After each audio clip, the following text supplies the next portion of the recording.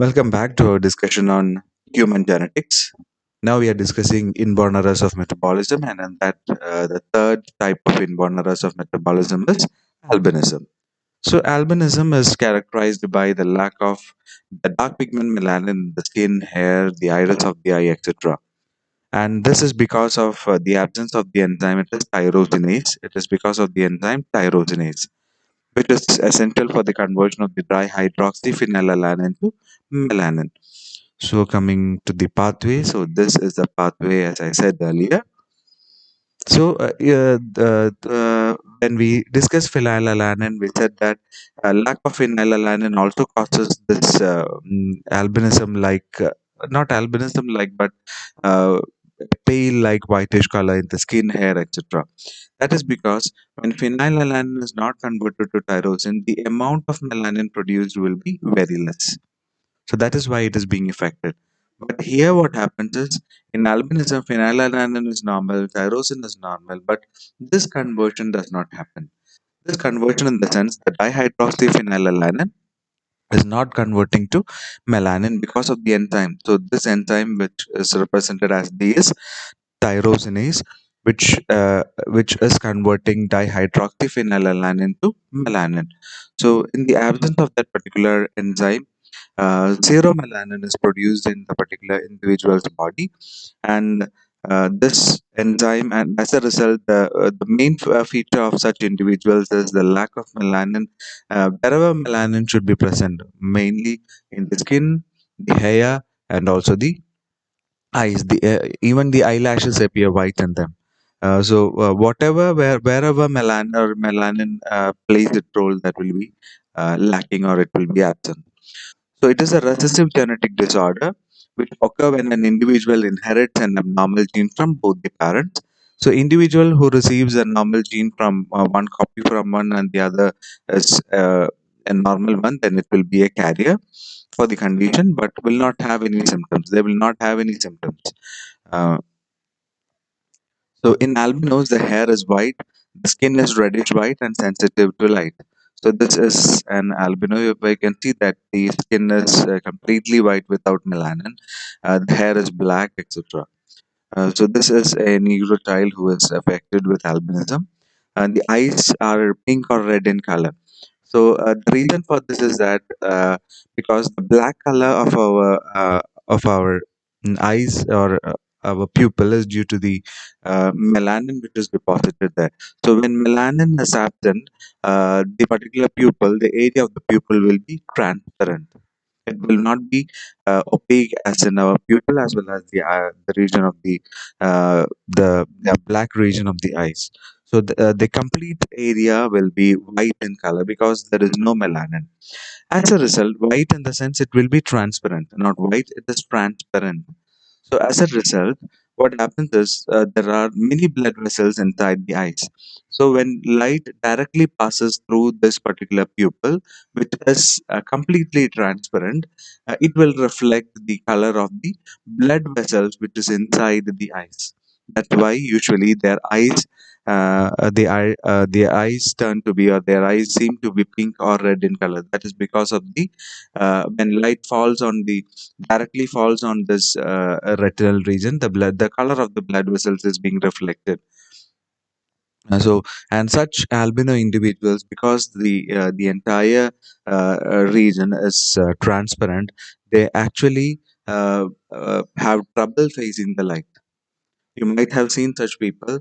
They will not look directly, because always they will be looking down, because in bright light they cannot face or see properly, because the entire light, because the main function of this particular black area of this eyes is to limit the light entry into the light, or into the eyes. So when that is absent, the entire light is flashing back to the retinal region. So as a result, they will have trouble in eyesight, because the entire light is being falling onto the retinal region. Uh, so uh, so that is one difficulty faced by these individuals, and usually they're susceptible to eye disorders due to the damaging effect of bright light, because the entire light is being falling onto the retina rather than a concentrated point which is called as a pupil in as in our eyes. So this is with albinism. So next we will move on to the discussion of the last type of genetic disorders, which is the multifactorial or polygenic disorders. The example is the hair lip and the cleft palate. So multifactorial disorders are caused by the effects of multiple genes or by interactions between genes and the environment. So the example is one is cleft lip and the other one is the cleft palate. So this is what is called as cleft. You can see this is cleft lip, where you can see only the cleft. So this is the two type where you have two cleft lip here, and this is cleft palate. So cleft palate means it is inside the mouth, the roof of the mouth. There is a groove in the roof of the mouth. There is a cleft in the roof of the mouth, and in some individuals who are having cleft palate will also have cleft lip. So coming to cleft lip is an opening or a split in the upper lip that occurs when developing facial structures in an that occurs when developing facial structures in an unborn baby do not close completely. The cleft lip may be unilateral or bilateral, as you can see here. Coming to the cleft palate, so palate is an opening or a split in the roof of the mouth that occurs when the tissue does not fuse together during the development in the womb. A cleft palate occurs or often includes a split cleft in the upper lip, which is the cleft lip, but can occur without the affecting the lip. So both cases can be seen. So treatment for this is nothing but plastic surgery can be done soon after birth, which will be repeated as the individual or the particular child growth. It should be repeated or uh, to make or correction therapy should be done in different stages of life. So next is some general topics like genetic counseling. So genetic counseling is advising individuals and families affected by or at risk of genetic disorder to help them to understand and to adapt to the medical, the psychological and family implications of genetic contribution to the disease. So if a couple tries to have a children and they know that there is a family history of some genetic disorders running in their family, a geneticist can help them find probability if they are going to have a child. What is the probability that the child might inherit the disorder? So the process. So if that is related to some inborn errors of metabolisms, that can be corrected soon after, or uh, can be analyzed for or evaluated soon after the baby is born, or if some disorders like trisomy or monosomy etc is running in their family, that the chances of them uh, to be inherited in the next generation can be predicted by a genetic counselor, and that is what is called as genetic counseling.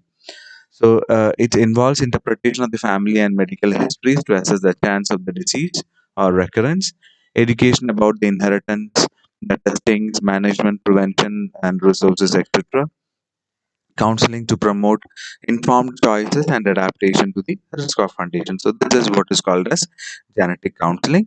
And next is two other topics which is related to this improving the genetics of individuals, which is eugenics and euthanics. So first we will see eugenics.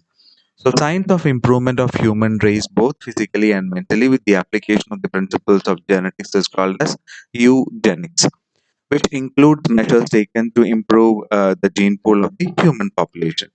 So there are two types of eugenics: positive eugenics and negative eugenics. So positive eugenics is the conservation of desirable gene plasm by encouraging reproduction of the desired stock. So only selected young and women of best eugenic value should be given chance to mate and propagate their race. So social hindrances like caste, race, dowry, etc., should be removed.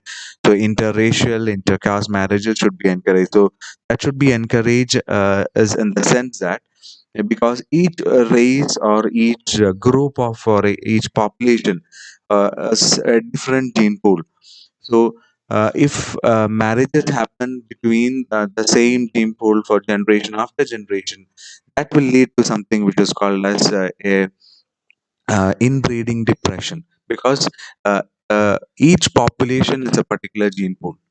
Okay, and when marriages or mating happens and young ones are produced from the same gene pool, that may result in something, the phenomenon which is called as an inbreeding depression, and also the expression of some recessive mutation, where we said that recessive mutation occurs when both the parents inherit the recessive gene to the individual. So that can happen. So when two different gene pools mix, that may result in the production of new traits, novel contributions, and or novel type of factors, etc., should be produced.